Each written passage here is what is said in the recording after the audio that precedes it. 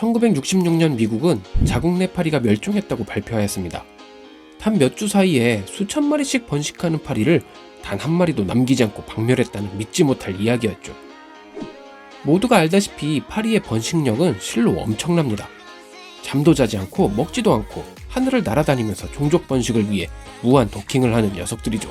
파리는 주변 온도만 따뜻하다면 알에서 성충이 되기까지 단 일주일밖에 걸리지 않습니다. 이렇게 빠른 번식력을 가진 파리 중에서도 나선파리는 번식하는 방법이 악랄하기로 소문이 나 있는 파리죠. 미국은 바로 이 나선파리가 미국 내 멸종이 되었다고 발표한 것이었습니다. 나선파리의 이름은 스크류 원플라이입니다. 이름에서부터 나사처럼 뭔가를 뚫고 들어갈 것 같은 이름이죠.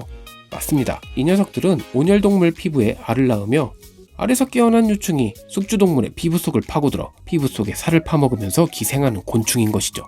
또한 나선파리가 갖고 있는 온갖 병균과 바이러스로 인해 숙주가 된 가축이나 사람 할 것 없이 온갖 질병에 시달리게 되며 심하면 사망하기도 합니다. 1960년대 미국은 나선파리로 인해 약 18억 달러, 우리 돈 2조 3천억이라는 막대한 피해를 입고 있었죠. 미국 정부는 이 문제를 해결하기 위해 각계의 전문가들을 전폭적으로 지원하였습니다. 그리고 곤충학자 에드워드 니플린과 레이몬드 부시랜드는 이 문제를 해결하고자 연구를 시작했죠. 1900년대 초 미국에서는 해충을 죽이기 위해 살충제만을 사용해왔습니다. 그 당시에는 해충하면 당연히 살충제였죠.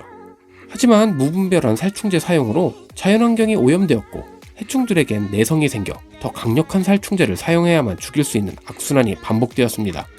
그래서 곤충학자들은 친환경적인 나선파리의 박멸 방법을 고민하였고 암컷 나선파리가 평생 동안 단 한 번의 도킹만으로 종족 번식을 한다는 것에 주목하여 획기적인 박멸 방법을 생각해냈습니다.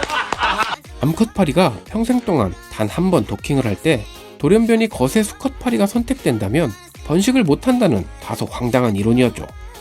이것이 바로 그 유명한 불임충 방사법입니다. 불임충 방사법에 대해 곤충학계에서는 터무니없고 불가능한 이론이라며 냉소적이었습니다. 그래도 이들은 포기하지 않았습니다. 이것이 성공할 것이라는 강한 믿음이 있었기 때문이죠. 그리고 사실 이것 외에는 다른 방법도 없었습니다. 이론이 정해졌지만 이론을 검증하기 위한 방법엔 가장 큰 문제가 있었습니다. 어떻게 수천 마리의 수컷파리를 일일이 불임으로 만드는가였죠. 이 둘은 방사능으로 유전자 돌연변이를 밝혀내 노벨상을 수상한 유전학자 허먼 밀러에게 자문을 구하게 됩니다.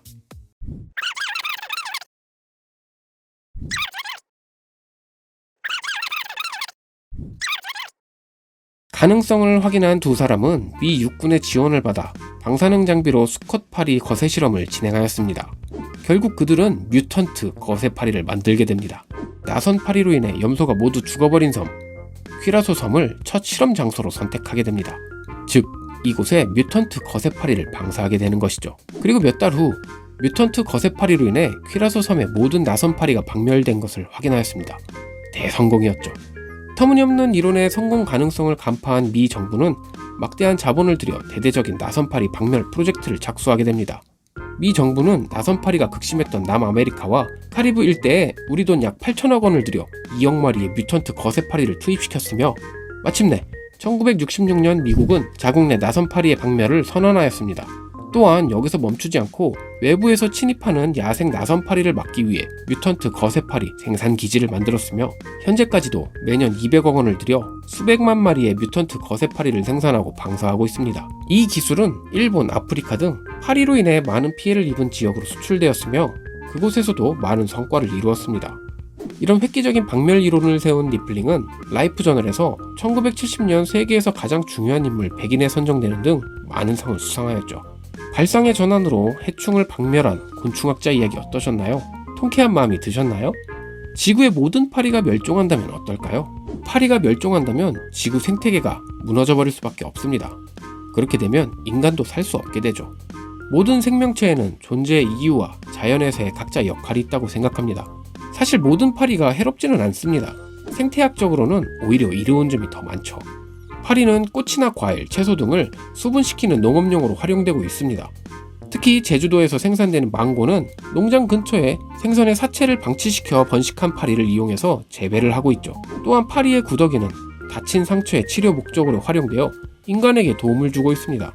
하지만 이렇게 이롭더라도 더럽고 혐오스러운 건 어쩔 수가 없죠. 사람에게 병도 주고 약도 주는 파리 이야기. 여러분은 어떻게 생각하시나요? 그럼 안녕.